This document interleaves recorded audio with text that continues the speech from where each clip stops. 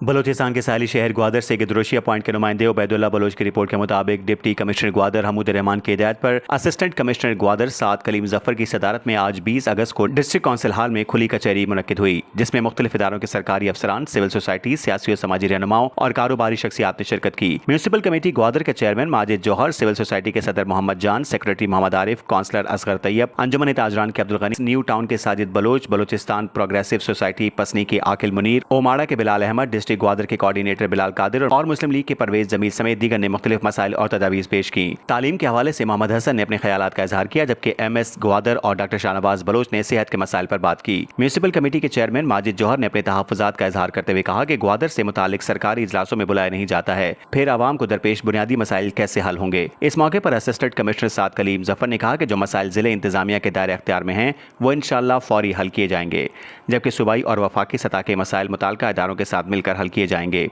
उन्होंने कहा कि वफाकी और सूबाई हुकूमतें ग्वादर में पानी और बिजली के मुस्तकिल हल के लिए जामा मनसूबाबंदी कर रही हैं और बहुत जल्द आवाम के देरीना मसाइल मुस्तकिल बुनियादों पर हल हो जाएंगे। उन्होंने कहा कि ग्वादर के सेहत, सफाई और दीगर मसाइल को भी मुश्तरका कोशिशों से हल किया जाएगा। असिस्टेंट कमिश्नर ने शुरा का शुक्रिया अदा करते हुए कहा कि हम सबको मिलकर ग्वादर को मसाइल से पाक और खूबसूरत शहर बनाएंगे। वाज़ेह है कि जिला इंतजामिया की जानिब से मुनक़दा इस अहम खुली कचहरी में कई इदारों ने शिरकत नहीं की, जिस पर आवाम ने भी अपने तहफ़्फ़ुज़ात का इजहार किया।